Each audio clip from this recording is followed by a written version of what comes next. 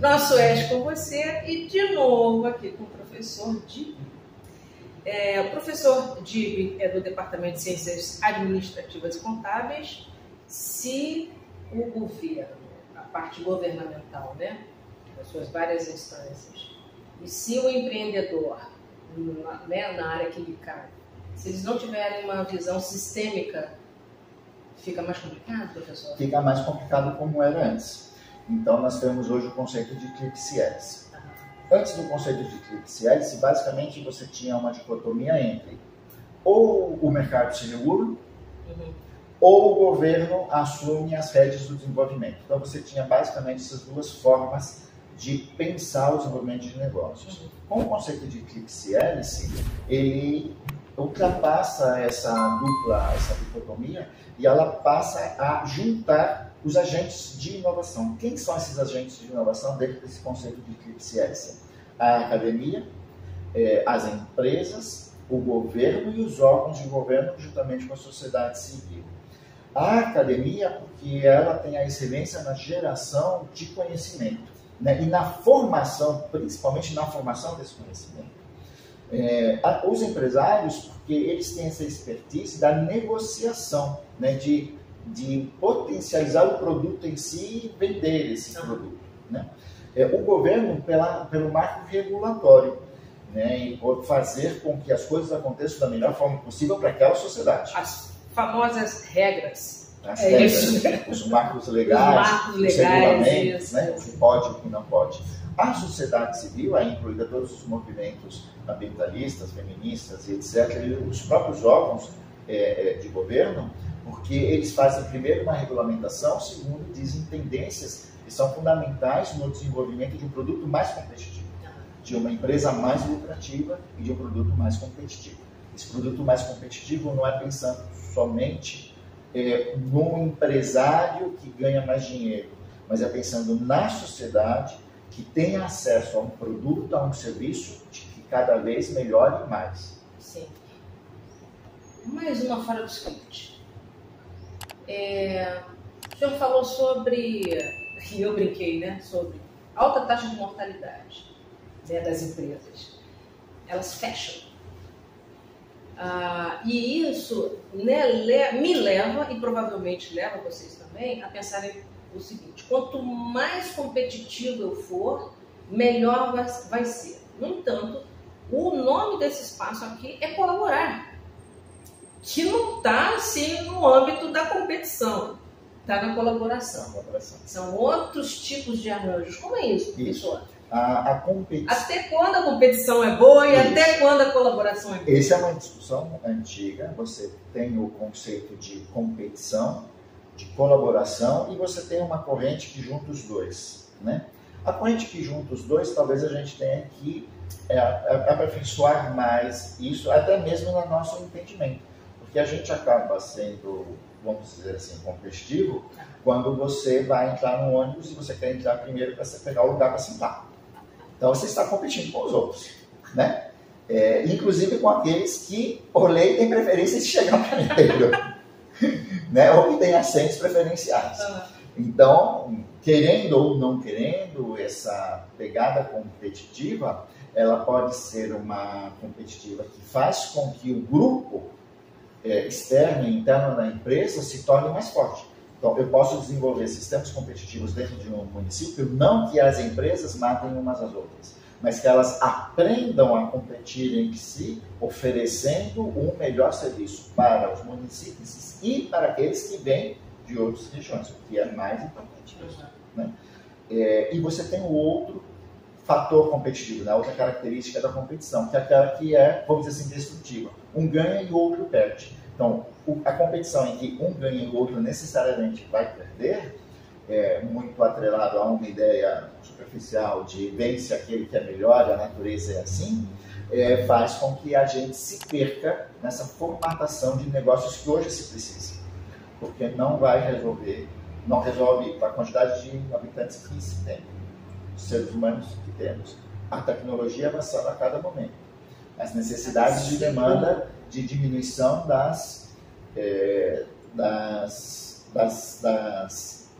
diminuição da pobreza, da miséria, mas também a aproximação das classes sociais. Então, vai ser um pouco difícil você conseguir isso sempre mantendo uma competição em que algum vai ganhar e o outro vai perder. Porque isso a gente já sabe que não vai dar certo. Não vai dar muito certo. Ele pode dar certo com uma minoria, mas ele não dá certo no pensamento de contexto social. Pensamento de contexto social, isso não vai dar muito certo. Biologia e economia e administração. Eu nunca pensei que fosse acontecer, mas aconteceu. Professor, e agora 2023? Problemas e perspectivas. O que o senhor tem a dizer? Pronto, 2023 vem com muita força. Nós estamos muito otimistas. Primeiro, em função de amenizar o problema da pandemia, porque um dos nossos papéis fundamentais aqui é juntar pessoas, não só dentro do município, mas pessoas de outros municípios e pessoas de outros municípios que venham para cá para investir, e vice-versa, né? Então, a melhora nessa questão da pandemia, ela realmente tem favorecido a constância e o número de pessoas, de fluxo de pessoas aqui. Então, nós estamos otimistas com referência a esse papel principal do espaço colaborar, que é juntar pessoas, fazer a sua ideia se transformar num negócio. Nós temos um ecossistema que também é o segundo ponto dessa otimismo para 2023, que está amadurecendo, em processo de amadurecimento em Ilhéus. Então, nós temos vários agentes no sistema de inovação que favorecem muito você ter uma ideia e transformar essa ideia em um negócio. Nós temos aqui, por exemplo, o Espaço Colaborar, que está ao lado de uma incubadora, que é a incubadora INET de base tecnológica. Então, você tem uma ideia, a gente ajuda você a amadurecer essa ideia de negócio. Para quê? Para você poder apresentar um plano de ação para ir para a incubadora. Quando você vai para a incubadora, você tem o apoio do CETED, você tem o apoio de vários outros órgãos aqui da região, como, por exemplo, a própria Prefeitura de Ilhéus, com a Lei de Inovação. Agora nós temos aí, talvez 3 municípios na região que têm lei de inovação. Isso é muito importante para você ser competitivo, para atrair empresas e para favorecer a abertura dessas empresas. Você tem a UESC como um todo, várias ações da UESC que favorecem, apoiam, colaboram, divulgam ações empreendedoras, como, por exemplo, desde o NIT, o Núcleo de Inovação Tecnológica, com apoio ao API, transferência de tecnologia, empresas juniores que fazem um trabalho fantástico nesse apoio ao empreendedorismo, e vários outros grupos de professores, a gente não vai citar todos, mas são vários grupos de pesquisa e de extensão que favorecem muito isso.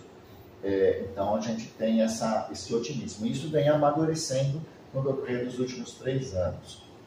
A Semana de Inovação... Palestra Empreendedorismo Social e Inovação.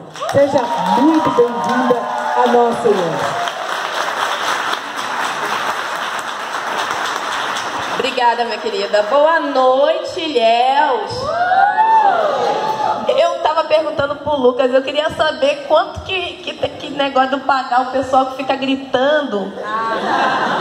Porque, né? O prefeito, vocês dão esses gritos assim. E o movimento Eco-Nova-Sul. A gente não pode não falar desse subação do espaço colaborar. Como nós começamos durante a pandemia, não tínhamos muito como estar nos reunindo, né?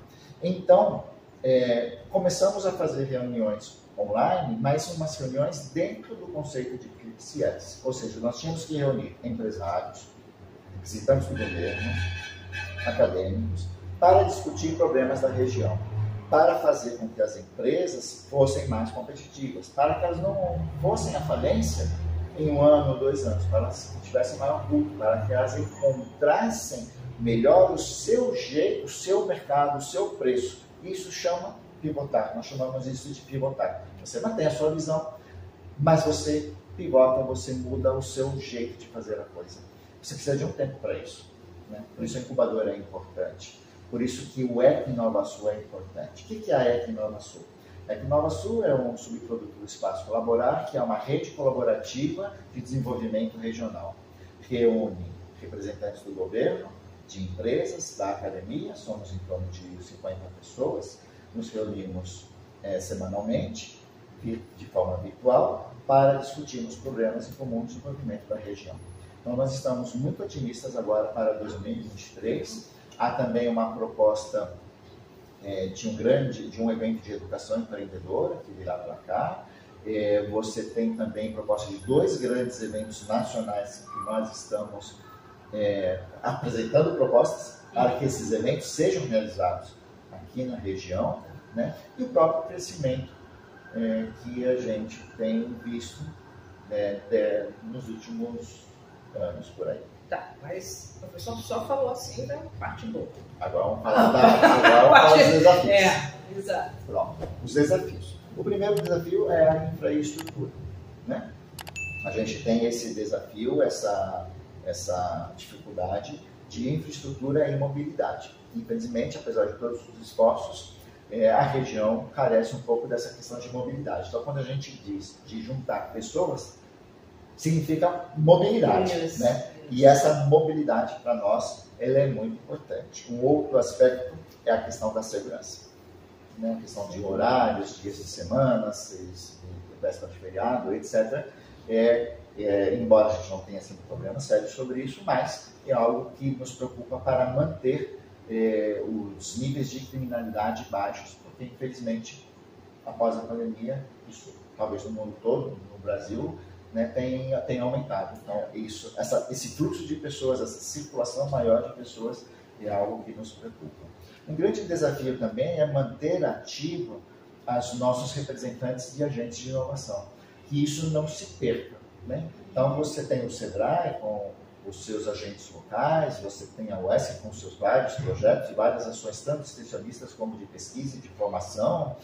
Você tem as outras universidades aqui na região, as públicas e as privadas, as particulares, né, os IFBAs. Além disso, você tem os empresários aqui. Então, é muito importante que a gente continue buscando pontos em comum para nos unir. Então, por exemplo, o Espaço Colaborar, ele tem um papel muito importante. Seria muito interessante que aquele que tem uma ideia venha para concretizar essa ideia, né? Inclusive, nós temos uma sala de descompressão, mas o empresário que já está estabelecido, ele também deveria vir para ele rever o seu negócio, para que ele melhore, ajuste. A gente troca informações de algo que possa favorecê-lo a ser mais atrativo, que o seu processo melhore, que a finalização do seu produto seja mais atraente, né? E aquele empresário que ele já tem um comércio estabelecido, uma indústria estabelecida, e tem uma outra ideia. Então, ele deve contar conosco, porque às vezes você não sabe por onde começar. As coisas mudaram muito desde o tempo que ele já tem... comportamento, né, professor? Desde o tempo que ele já teve a empresa. Então, essa mudança de comportamento e essa mudança de cultura, o que é uma empresa e de que forma eu faço uma empresa avançar, mudou muito de 10 anos para cá, e na região, talvez de 3 anos para cá. Então, eu me lembro quando eu tive a empresa, não tinha nada disso. Nada disso. Né? O máximo que nós tínhamos era o grande apoio do SEBRAE, que tinha os seus representantes, e você ia lá, marcava e eles davam as consultorias. O SEBRAE sempre manteve muito atento com referência a isso, né? Mas todo o resto...